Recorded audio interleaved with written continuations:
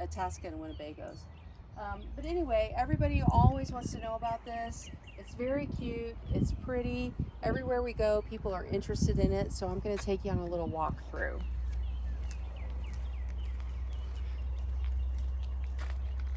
Your standard fold-out stairs here, and screen door and solid door. And as you walk in, you'll see that it's actually quite spacious in here. The full wall slides out. In the H model, only the sofa slid out. So with this whole wall slide out, it really feels very open and airy. One of the reasons we really like this model is because the dinette and eating area is on the camp side. I want to look at my camp when I'm sitting here having coffee and not somebody's sewer. So this folds out into a bed, the sofa. It's actually very comfortable. The dinette makes into a bed as well. So you can really sleep 6 people in here. The alternate people need to be a little bit smaller maybe, but it's pretty comfortable. You can also seat 6 people to drive. There are seatbelts here, and then of course seatbelts up front. Kitchen area, you've got a nice sink. We just reinstalled this faucet, but it's a nice deep bowl here. You've got some decent counter space. You've got a 3-burner propane cooktop and a microwave convection oven.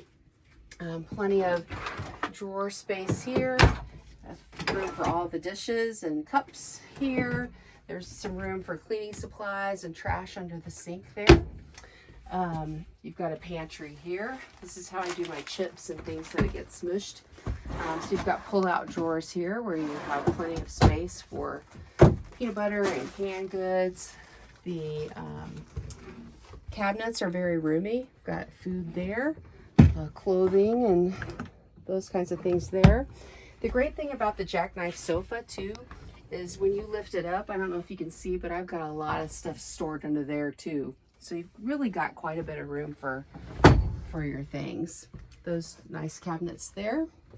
So you've got a DVD player, stereo. That piece of paper is there because that light stays on and it bothers us at night.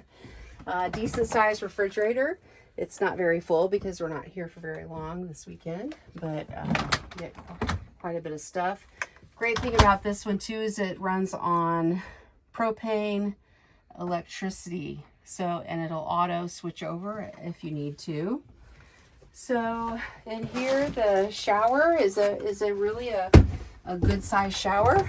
It's got the integrated shower curtain, which is really nice. I like it.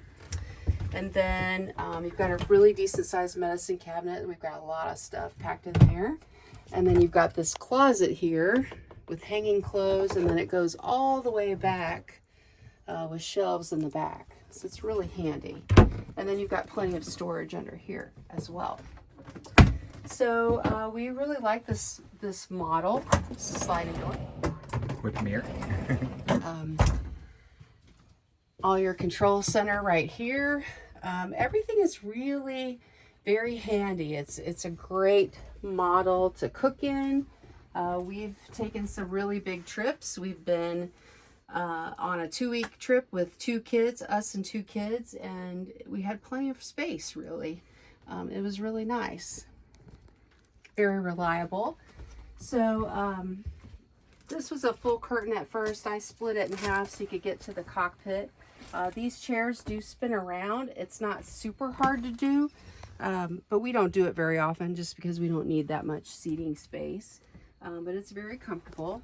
But having this curtain here really keeps the cool air in and the hot air from the cockpit out. Everything you can access when the slide is in. We sleep up here. You can still get up here when the slide is in. There's a ladder that hooks on right here.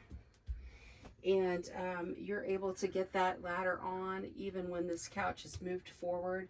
You can access the refrigerator, you can make this into a bed, and you can easily get to the bathroom even when the slide is in, which we really like. So if we're in a parking lot somewhere and we don't want to put our slide out, we can still use this as a fully functional motorhome. Sunlight there, sunroof. I mean, you have vents to blow some air conditioning up here. So this is actually a really comfortable bed. My husband's got his CPAP way back there plugged in, and it's a perfect space for it. No problems there. Little fan here to just keep the air moving. All right, well, let's go outside and do a walk around. Okay, so we downsized from a 40-foot diesel pusher. That was a little bit tough, but we didn't need all that stuff. So actually you can get quite a bit of stuff in there. I've got chairs, I've got a Blackstone, a broom, some other things in there, no problem. And here is the propane generator, as well as I've got a fire starting kit with kindling and everything, no problem. Here's a nice storage space. Got all my outdoor rugs and tablecloths and that kind of thing in there. We hang our chairs on the back, which works really well. So this motorhome can pull 5,000 pounds. It's got a 500-pound tongue weight. So we either tow a Honda CR-V, or we put a bike rack on and put our e-bikes on, which are about 150 pounds, both put together. And it has no problem with power. It's a diesel engine. It's got plenty of torque, plenty of get up and go. We get about 13 miles to the gallon whether we're towing a car or not, so it's a really good setup.